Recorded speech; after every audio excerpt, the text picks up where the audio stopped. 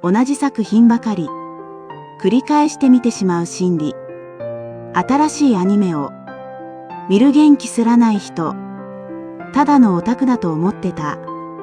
実は未来が予測できないのが怖いんですね。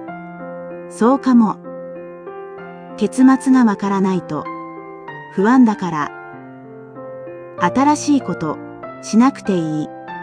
そう言われて、やっと肩の力が抜けた。今は安全基地にこもってていい。